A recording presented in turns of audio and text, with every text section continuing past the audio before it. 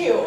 My name is Melanie Presentation. I have listed here, I have a number of roles, but first, before I do anything, one of my wonderful mentors that I have had throughout my life was actually my very first boss when I was in college. His name is Ted Balzer. For any of you who are from the local area, he's a very prominent community member around here, and he was one of the people who first taught me about the art of communication and speaking. And the very first thing he told me was that people will not pay attention to me. People, when you speak, sometimes they tune in and out. So he would always give gigantic crayons out when he spoke, and he let everyone know that when he got boring, feel free to color and do that. So you have a purple piece of paper in your folder. This is just a basic outline. Feel free to use that paper to doodle, to do whatever you need to do on that. I also, because of my role as a professor, I spend every single day with 18 to 21-year-olds, constantly. So in a little new millennial twist, I did not give you any crayons. What I did is there will be a meme on every single PowerPoint for you to look at and to study and maybe jot some things down if you find me boring, and I will not be offended at all. So, as Jenny said, I am Melanie Presentation, and these are some of my roles. One of the things that maybe you could do right now to start thinking about are the roles that you have in your life. If you want to jot them down, if you want to think about them. I am a daughter. I have wonderful parents who retired recently, and they're very proud and wonderful parents. I recommend that you all have wonderful parents if you can choose that, because it really helps you out a lot.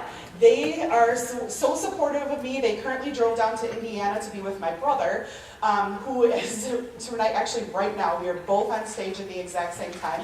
He's doing a dance fundraiser for a local children's hospital.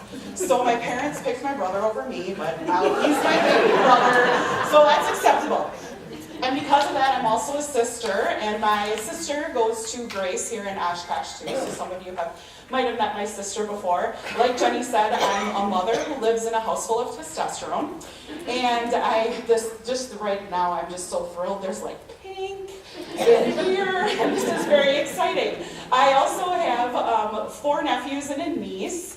I have been teaching at UW Oshkosh for 15 years, and my role there is to teach study skills to students who may not have good study skills.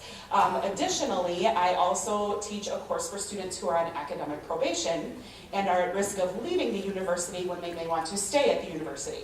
So a lot of communication is involved in my role on a regular basis.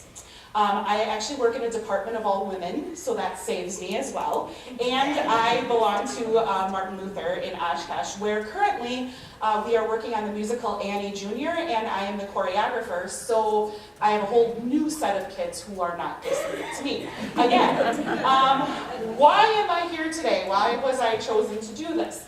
I don't know. I have no experience in this, really. I don't have any letters after my name that mean anything, but when I was trying to think why on earth everybody at Martin Luther thought of me right away, I kind of started thinking about all the times people don't listen to me. So I have 42 years experience of being a daughter, and my parents don't listen to me because parents don't listen to their kids, we all know that. 38 years of being a sister, my sister and my brother don't listen to me ever. 15 years of teaching experience, 18 to 22-year-olds, they don't listen to me, definitely. The only thing I learned from them is cool things like meme and GIF. Like, I know what those things are, and so I listen to them, but they don't listen to me. And like the words that I'm supposed to be saying to get my kids to think I'm cool, like literally, everything is literally or legit. If you want to use that with like your kids or grandkids or anything, just call something legit, and they think you're wonderful. That's my tip. That's my tip for the day. So, 13 years I've been a wife. If you have been a wife, there have been some occasions where my husband doesn't listen to me. And 11 years of being a mother, they don't listen at all. So I think literally I have 119 years of experience of not listening, right? Because that's what literally means, I think, these days. So that's what I'm going to kind of talk about. I'm going to talk a little bit about the art of listening and why a lot of people don't listen to us, which makes us want to not listen to other people, but maybe that's not the best choice. We should think about that a little bit. So here's my dog. He listens.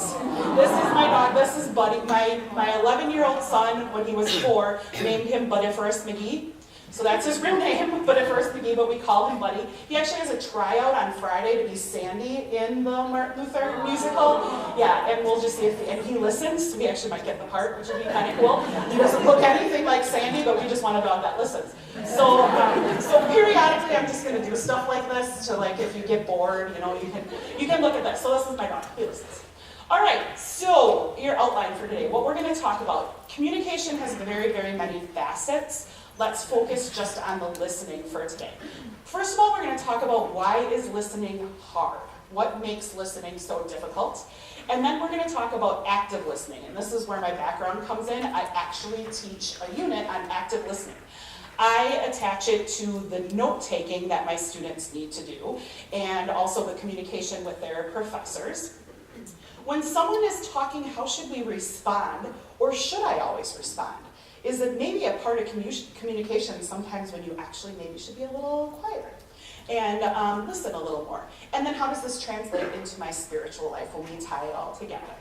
So, icebreaker. We don't really have a lot of time because I only have an hour and there's like a lot of people. Like, I would love for you all to get up and introduce yourself, but that's not going to work. So what we're going to do right now is I just want you to turn to your table, kind of look at everybody, and everyone on the count of 3 just introduce yourself at the same time. Okay? All right, so look at everybody. Just look at everybody. I'm just going to count to 3, and then I'm going to say 1, 2, 3, and then I'll introduce yourself. Say your name and your hometown, like where you're from. Okay? 1, 2, 3, go. Okay. You guys got that? There's going to be a pass. Okay? So why didn't that work? Because we were all talking at the same time, right? Okay, and does that happen to you? Have you ever been trying to have even sometimes a serious conversation with someone and they're talking already and you're like, just let me, can I talk for a second? So that was kind of my little icebreaker on talking about the listening, okay? Why don't we listen? Let's brainstorm some ideas. Bored. Yep. You have something to respond to them, right? Mm-hmm. What did you say? Mm-hmm. You don't want to hear what you're saying. Yeah, no. Sometimes you can get into a conversation that might even be a little controversial or might be opposing to the viewpoints that you have, and you want to get right in there and you want to say, hey, wait a second, this is what I believe. What are other things? Other things on your mind, yes. Because we are already within the conversation, being women and multitask, we're already on the 4 other things that we have to do. Exactly. We have a lot of things to do as women. And because, oh, there's a man in the room. We'll ignore him, okay? As women, we know, men and women can do. He's not listening.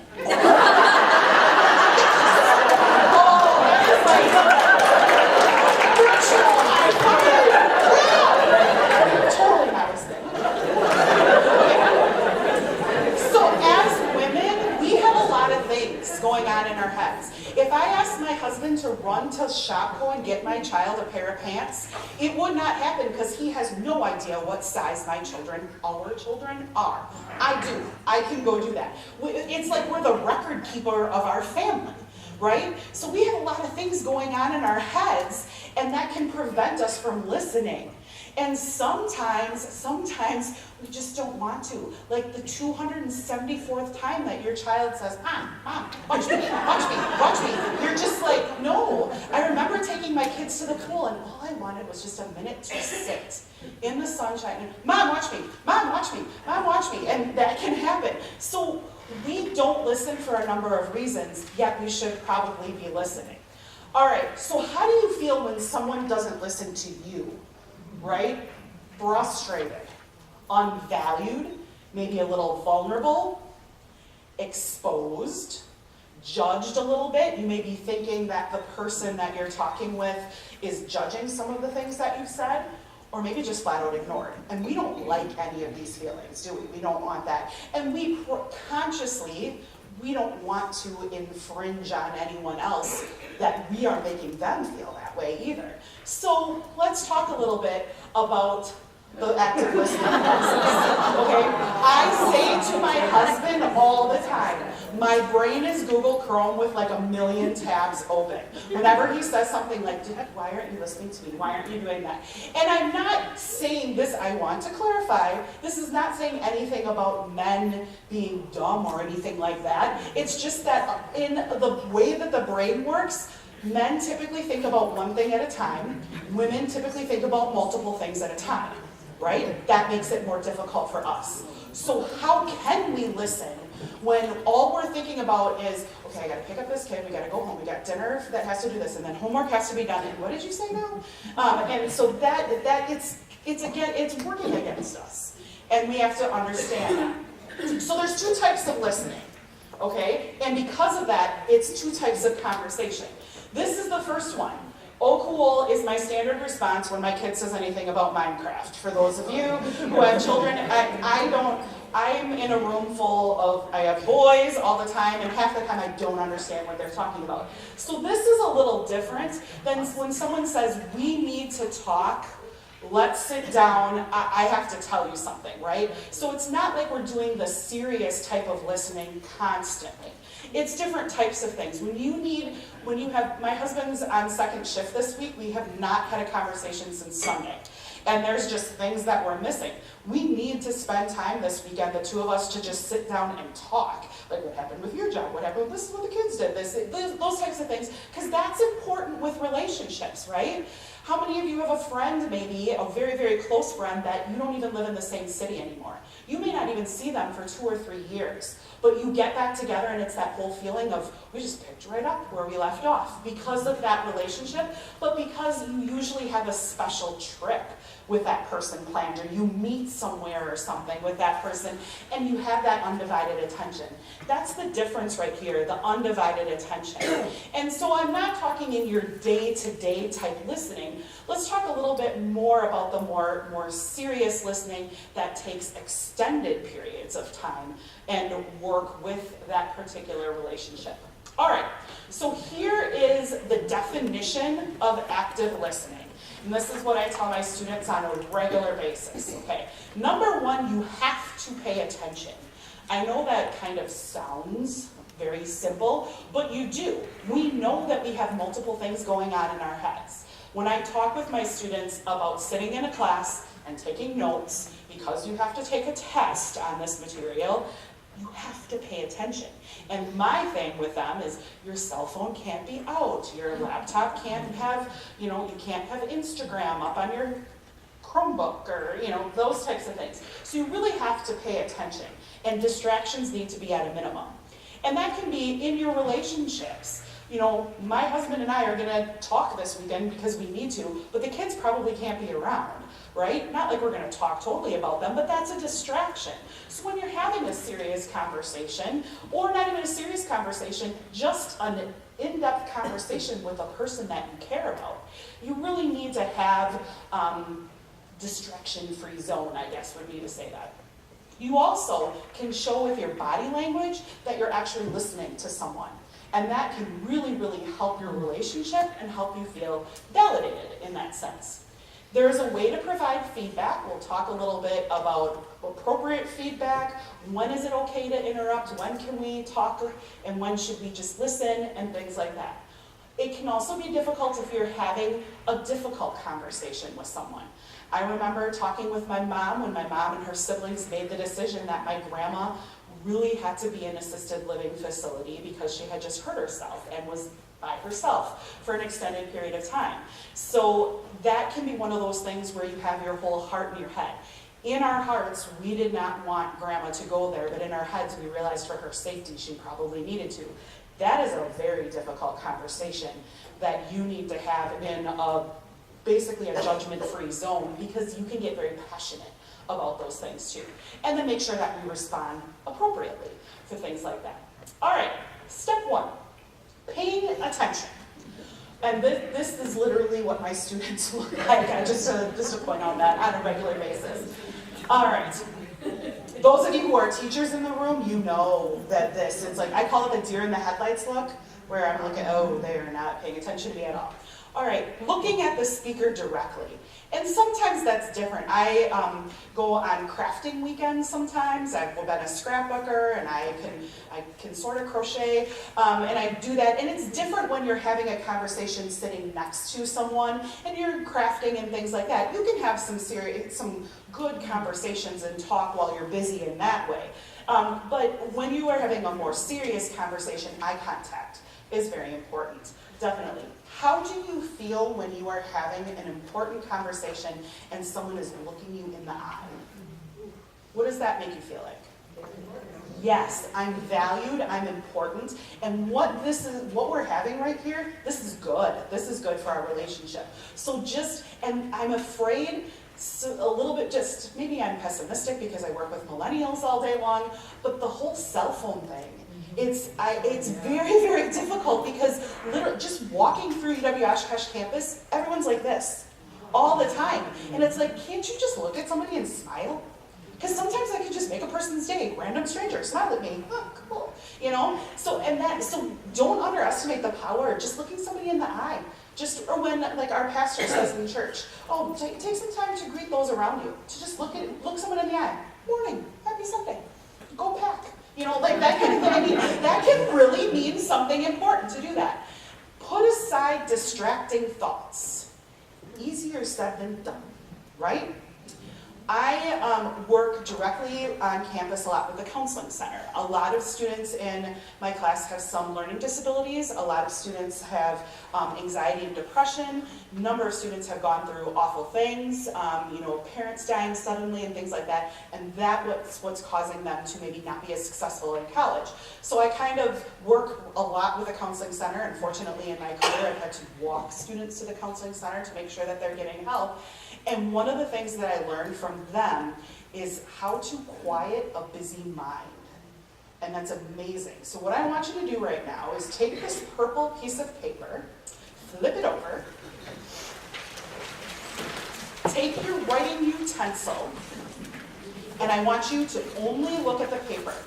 Don't look up, don't look at anyone, make sure your cell phones are silent. Take your pen and just kind of don't lift up your pen, but just scroll around on the pen. Just take your pen and just kind of go like this. Move it around really fast and only look at the pen.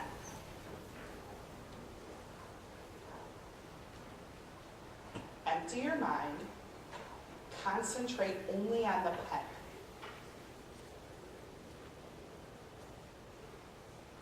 Now slow your pen down.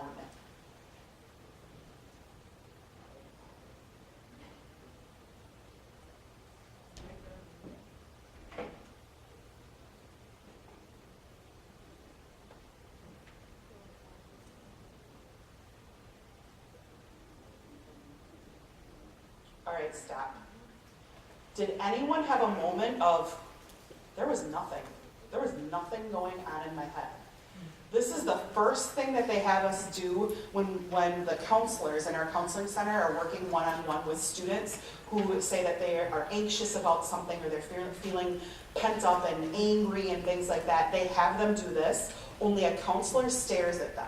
And now I'm not a trained counselor, I do have classes in counseling and things like that, but then the counselor stares at you, and there is a moment where you can actually see in someone's face, and I did kind of see a couple of them right there, where literally there was nothing happening, and you had a quiet mind.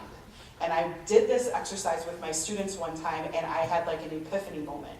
I don't think there has ever been silence in my mind, ever, and it was there. That's kind of what we mean about putting aside distracting thoughts. If you didn't get there yet, that's okay, because it's extremely difficult to do. I teach 6 sections of this class of students, with students that are on academic probation, and I do it with them. So 6 sections every single school year. And I've been doing this for 6 years.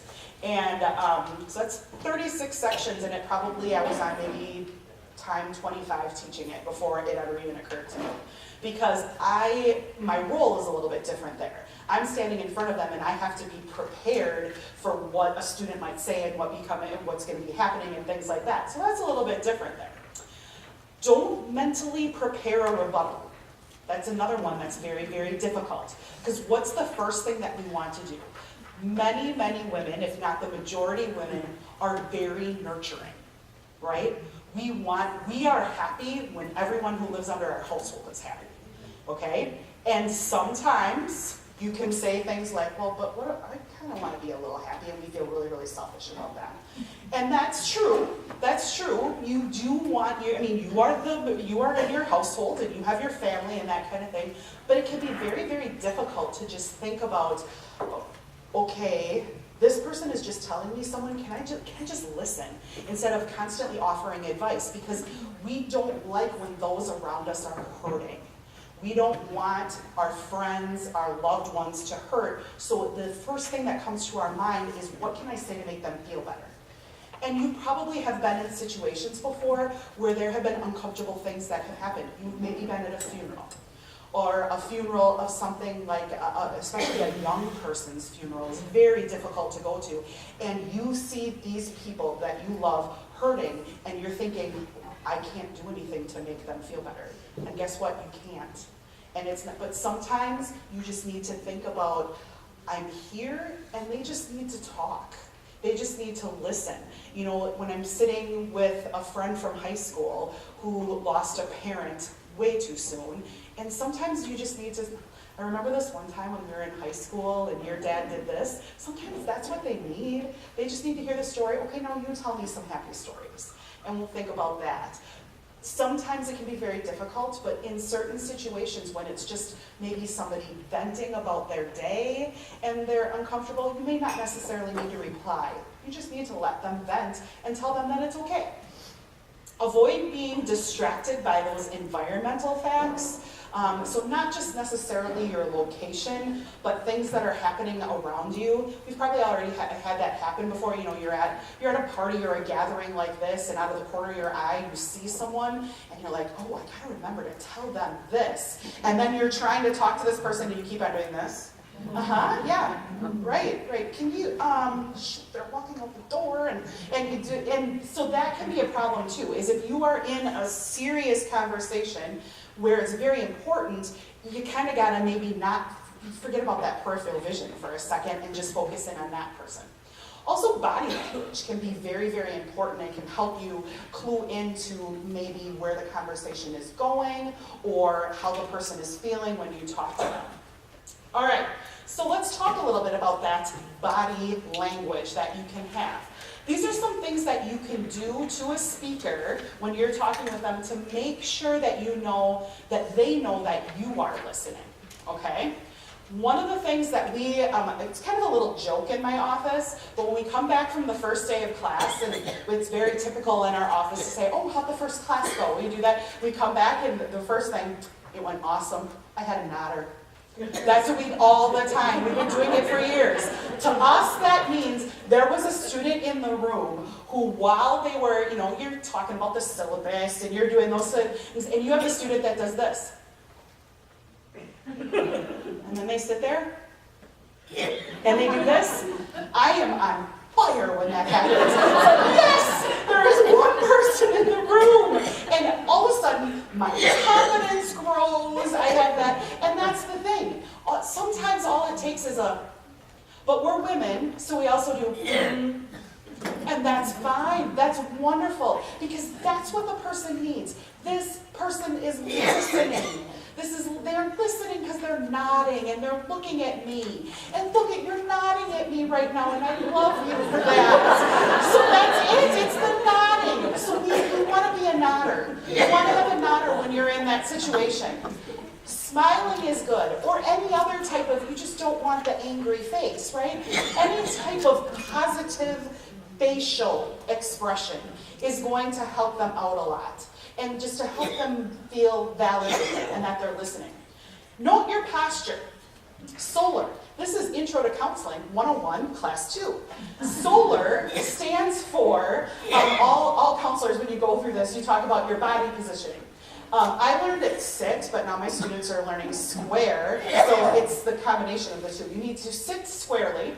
You need to have an open body posture. You need to lean, eye contact, and relax. So if you can, I want you to, at the table somehow, if it's 2 people or 3 people, I kind of want you to to look at each other in a body position way. I know this may not work where we're sitting, but maybe 2 or 3 of you, depending on how many are at your table. I shall demonstrate. So, the very first step, and I'm going to get scared, so I'll do this. So, the very first step, and we were always taught to never, ever, ever cross our legs, because that's bad. Throw that out the window. I'm the professor, I can tell you to do that.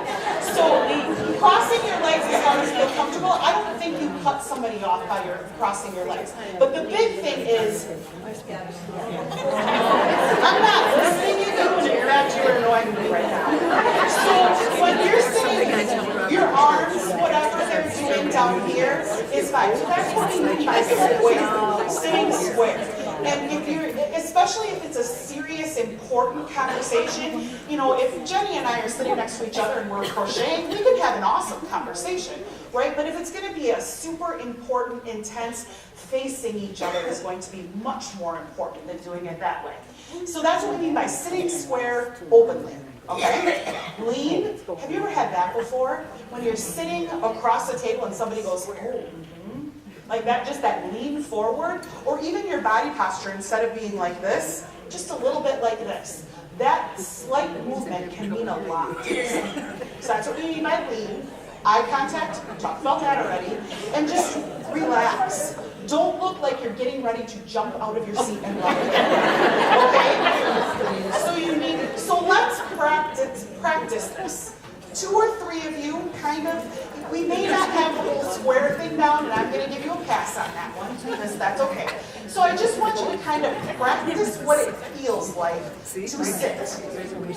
And then I'm whole body. Talk to each other about how it got.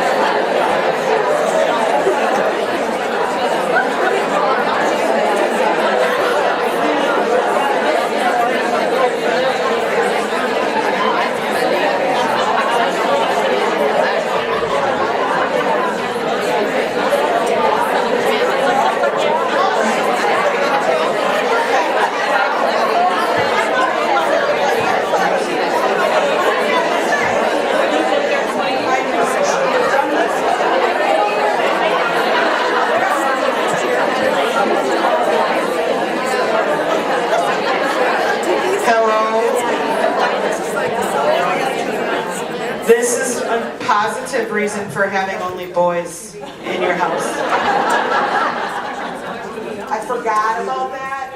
Boys do not do this. As soon as that happened, I'm like, oh shoot, room full of women. that wasn't going to be a brief one. Okay, so we're back. How did that, first of all, did you feel a little uncomfortable sitting that way? No, it's not bad, is it? It's probably not what we're used to, so it might feel a little bit uncomfortable, but how did you feel? I mean, I'm going to go out on a limb and assume that none of you had a horribly serious conversation. That's going to be a little bit different, but how did you feel within this short conversation?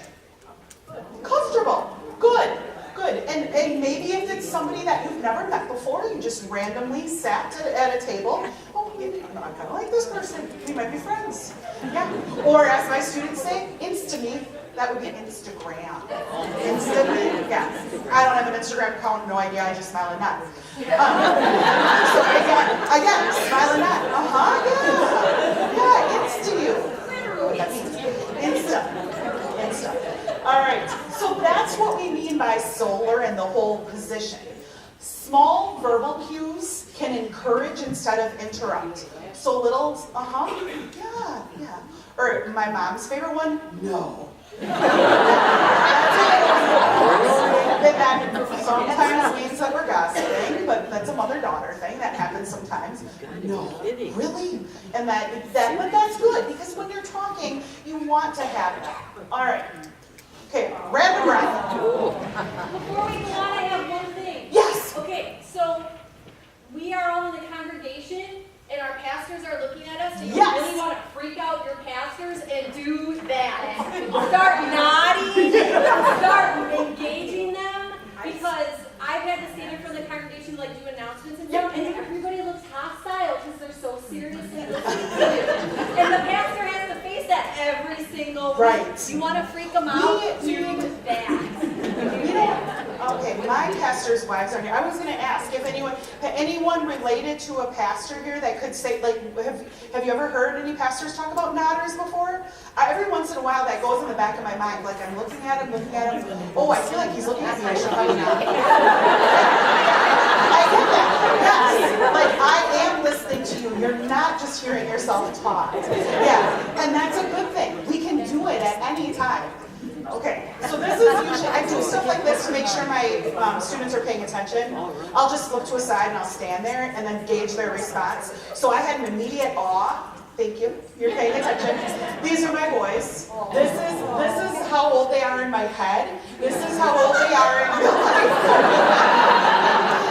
We had a this was dress up week at school, and it was dress up church clothes day, but my boys have always called it dress for Jesus day.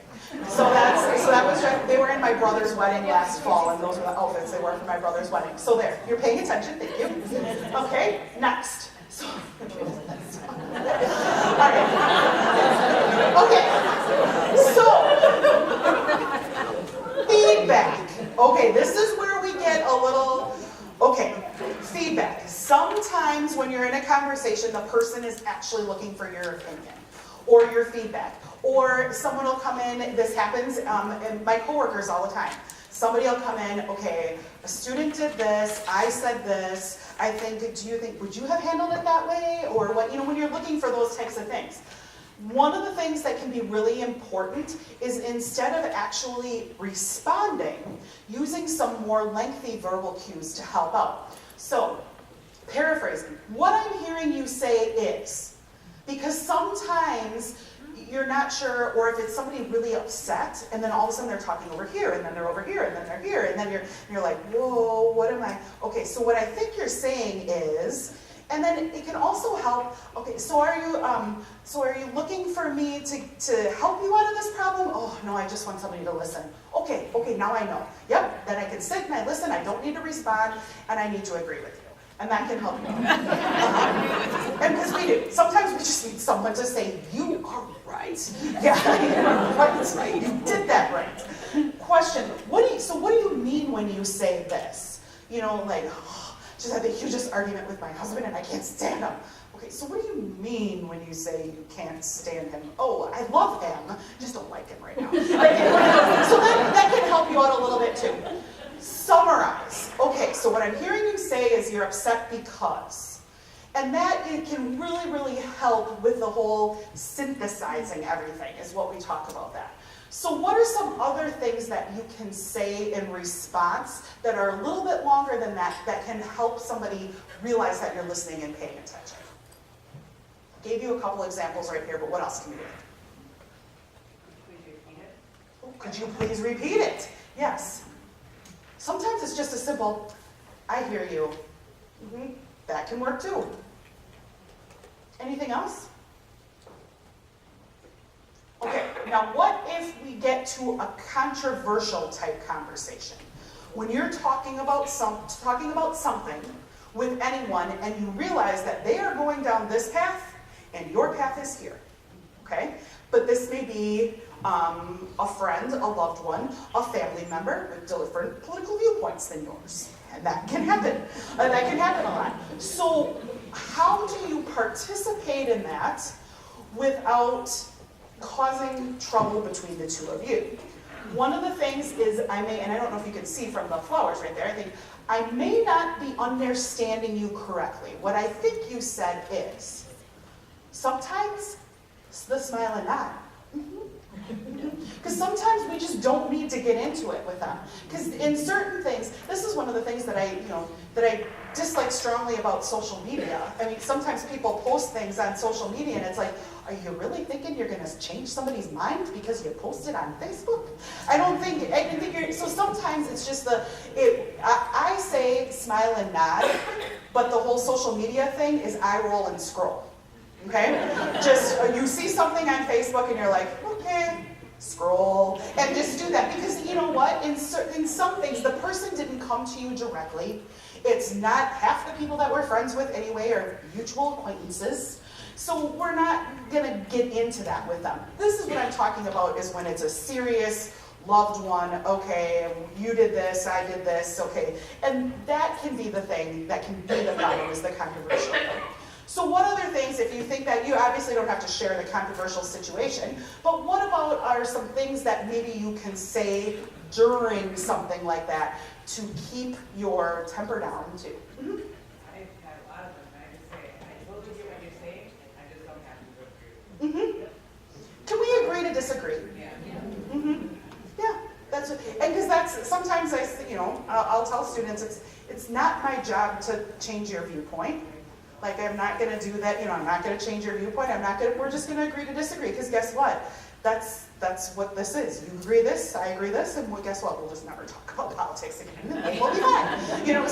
So it's okay. And I think that's what makes life exciting sometimes, is how you can have differences. I was just talking with a lady today. I grew up in Milwaukee, in the city of Milwaukee, not a suburb. I went to Wisconsin Lutheran High School. My husband grew up in Amro.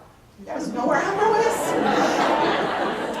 Amro's kind of right behind us, 2 farms down. And there's now I think there's 3,000 people in Amro.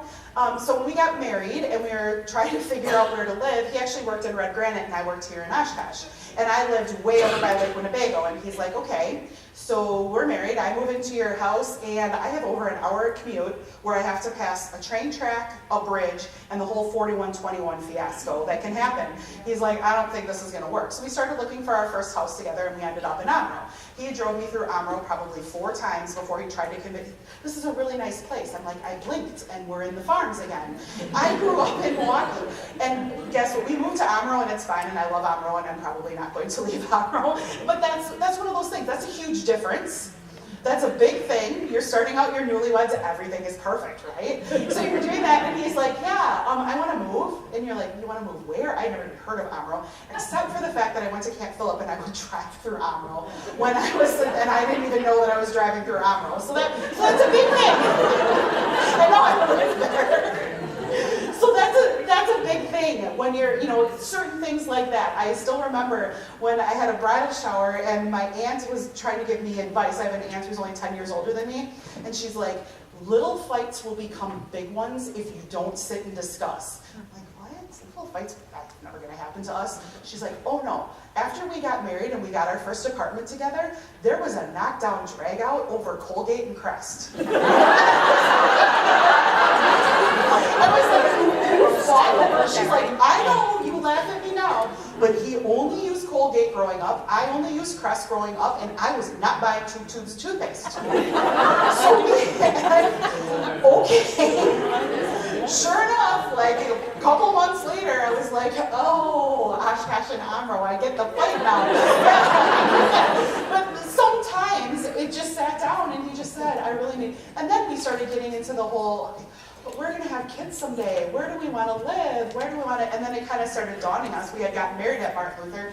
Oh, it doesn't really matter where we live because I'm gonna be driving them there anyway. So I could drive. I mean, I grew up in Milwaukee. It was a half an hour everywhere, no matter where I went, no matter how far away it was. So that was part of the compromise. Oh, I don't mind driving. I don't have to, I drove everywhere growing up. So that's kind of the thing too, is just thinking about it, through it, logically, and doing that kind of thing. All right, judgment though. We can defer judgment because sometimes people can go down a path, and this can happen, I found out very quickly, with motherhood. I had some very, very good friends, and then we had kids. And then the kids would be playing together, and naturally one of my children, because all of my friends had girls. The first time I was actually pregnant with 7 of my friends. They all had girls and I had the boy. So I was really lost. We would get together when you're on maternity leave, and then they were older and we wanted to get out of the house. And inevitably, my child would hit their child over the head with a toy. Because it's always boys do that. I mean, girls can do that too, but that would happen. And I would immediately, no, we don't do that. And then all of a sudden, one of my friends was like, ooh, you use no? What? Yeah, and it was one of those, yeah, my parents use no. And oh, didn't you read the latest research? I have a 1-year-old. I don't sleep. No, I haven't read if you say no, you can really hurt their self-esteem. So my husband and I have decided to not use the word no. But okay, and then I came home and then of course, because you're emotional, you're exhausted, it's the baby's a year old, but you still got hormone crazy going on. And I came to my husband and I'm like, I'm raising him wrong. Because there's some research that says, because you don't know what you're doing, right? And you're always a first-time mom. Your child could be 70 and you're a first-time mom with a 7-year-old, right? There's all sorts of different stages that they're going through. And so then we have that. And then all of a sudden you get into some big vaccine what, you took him to get his vaccines? Oh, yeah? Because I have them and the doctor said so. And you can get into some pretty big controversial things, and then all of a sudden you start, okay, now then to make yourself feel better, you're like, oh, better mom, she is. Look at my healthy kid. And then you can get that, well, we shouldn't do that either. You don't want to put your friend down. So then all of a sudden there were some friends that we kind of had a moment of, okay, we're not going to hang out as much because you really stress me out when I hang out with you. And I know we want to get out of the house and let's go to a playground today. Okay, and then if you're going to tell me, oh, you have him in disposable diapers? Yeah, sorry. But so that can happen too. You can have that. Sometimes you just need to allow them, and after a while it's like, well, I really like her as a person, I just don't like her as a mom, but who cares, she's not my mom. And she's not mine, and I'm going to make sure our kids don't get married, first of all. But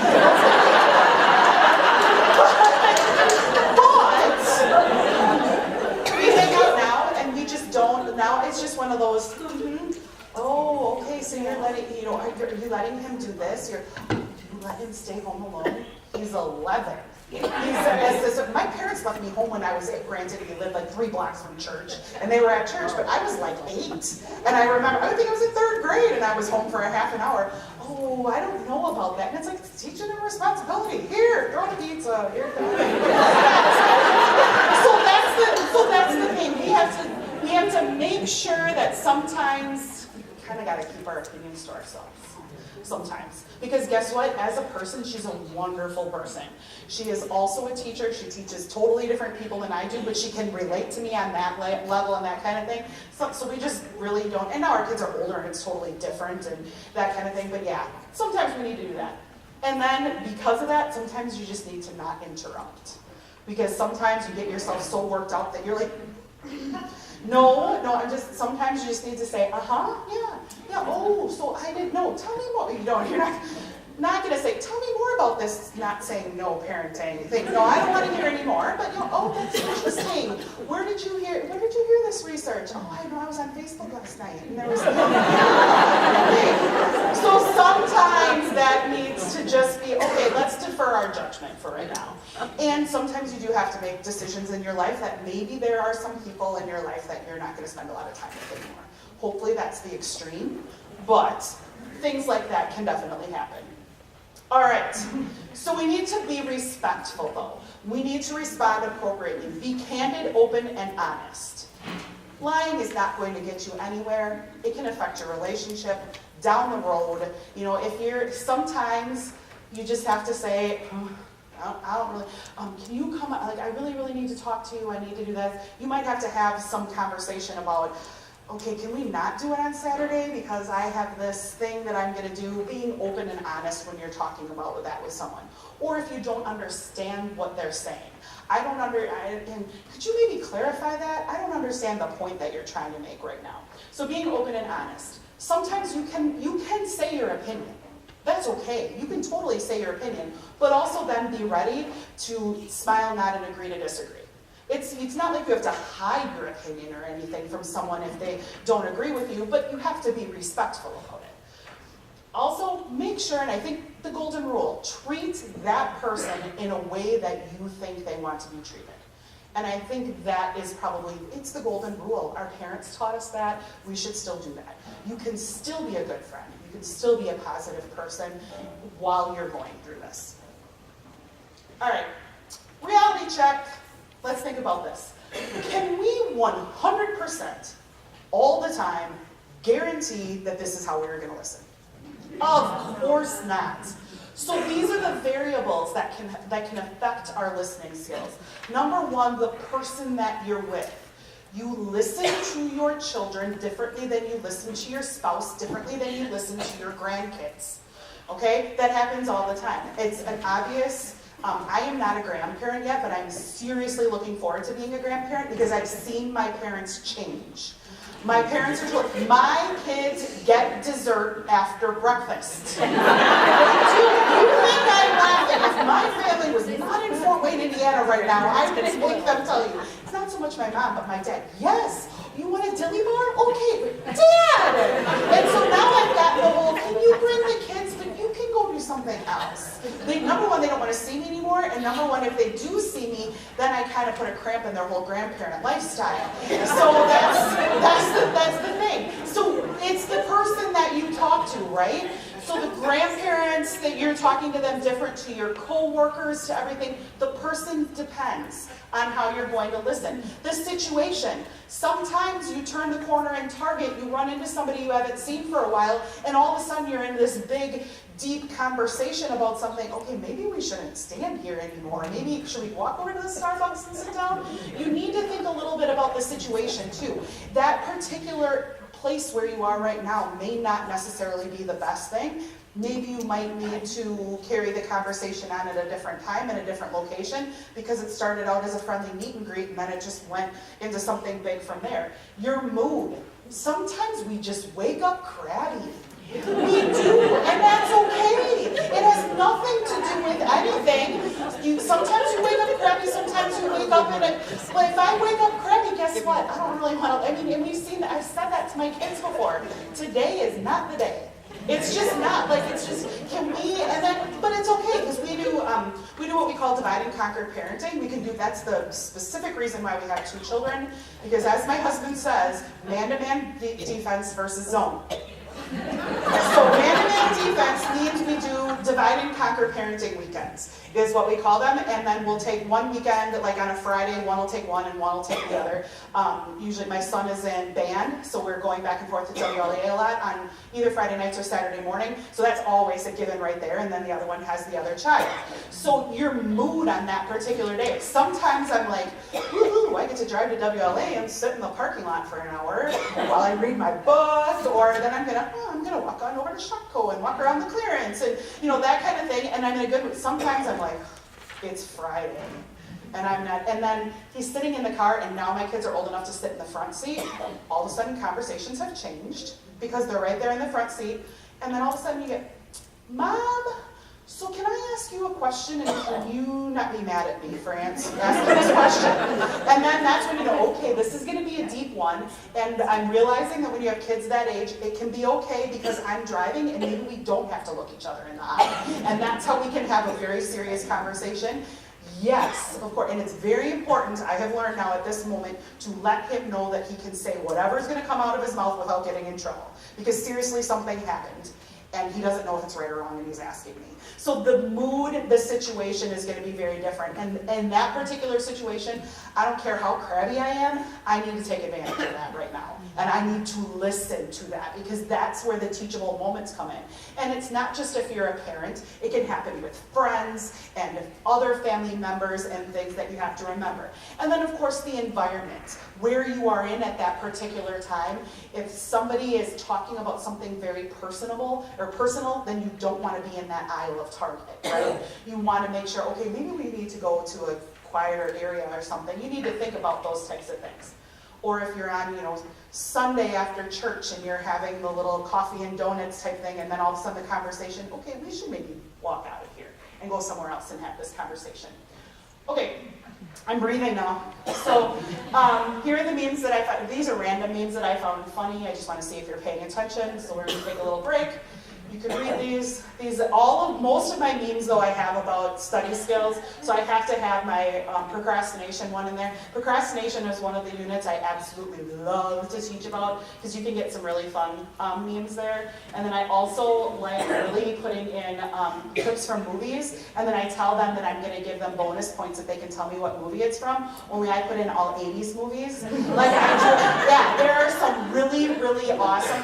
I do a clip about listening, and I was going to do that today, but I didn't think it would have the same effect because you are not millennials. So I do the clip from Ferris Bueller, where the teacher is like, so today we're going to talk, and he has the whole monotone voice when he's doing that. And then so I show that to the students, and then I say, okay, so if this is one of your professors, how are you going to listen to him, and what are you going to do that? And then I tell them that I would give them extra credit if they knew what movie it's from. They never know Ferris Bueller's Day Off, and it breaks my heart. And then I give them the assignment, and I used to give them the assignment to go to Family Video and get that, but now I have to say they have to Netflix it.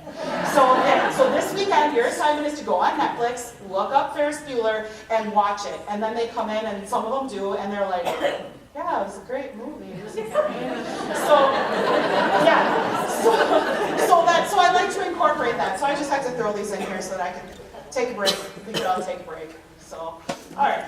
So now, how does this translate into our spiritual life? So I know that some of you, I'm going to read this to you. I'm sorry that I'm going to read this to you, but I don't know if you can all see this, but I think this is really important.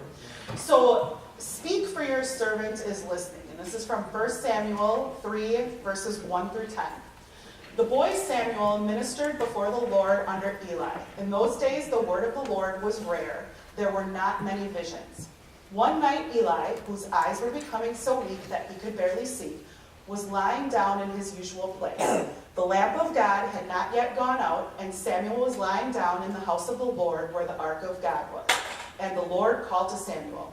Samuel answered, "Here I am." And he ran out to Eli and said, "Here I am, you called me." But Eli said, "I did not call, go back and lie down." So he went and lay down. Again the Lord called, "Samuel." And Samuel got up and went to Eli and said, "Here I am, you called me." "My son," Eli said, "I did not call, go back and lie down." Now Samuel did not yet know the Lord. The word of the Lord had not been revealed to him. A third time the Lord called, "Samuel." And Samuel got up and went to Eli and said, "Here I am, you called me."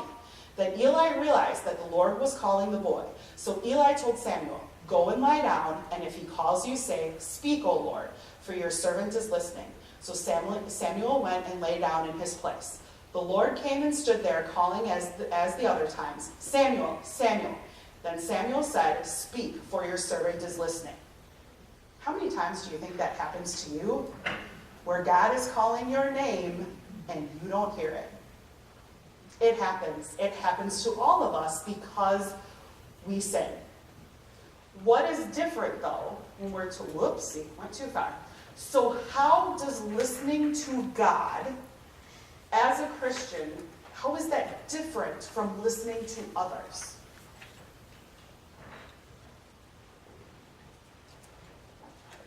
I don't have to try and discern whether God is right or not. Exactly. He's going to see you through it, Exactly. no matter what the circumstance, Mm-hmm. situation, whatever, he's going to see you through it. to the end. Sometimes it's harder to hear him though, because we don't have the visual that we need in today's very visual society, but it's so much easier to listen to him because everything that comes out of his mouth is true. And it's a little different too, but it's not just you're reading in your Bible, it's at church, hearing the hymns, listening to your pastor's message. You are hearing God. And that is very, very different from the listening that you do on a regular basis. But if you really think about it, it should be easier to listen to God. What I was going to add to that, you can finish it, and then you think about, well, God's talking to us as parents, not just so much a mom or a dad. Right. In my case, I'm a mom, of course. Right. 16-year-old junior at Luther Prep. So God's saying, well, yeah, he belongs here, and then you pray about it, and whether it's gonna, God's gonna see you through it, Right. no matter what, and he will be a senior in the fall. That's So wonderful. the prayers are there, and that whatever the tuition's gonna be, you think, okay, well, can we afford this? Well, it's not that. It's not about the funds. Mhm. It's about the prayer and that God's gonna see through it. Right. Trust in God. Trust that. Trust that because what he is saying is true always. And he will always see you through something, and you need to connect that way. I found this online. I love God because though I deserve nothing, he gave me everything. If you have time to pray, God takes time to listen. And that's one thing that I think we really need to think about. God will listen to you. He may not always agree with what you think, because you could also pray at, I want $1 million tonight, God, and we know that no. That's not what that means. What it means is trust that he knows the outcome and it is good for you, whatever that outcome may be. God takes the time to listen to us. We need to take the time to listen to him. And that's important because he never fails to listen. And that's what we're going to talk about this weekend. All right.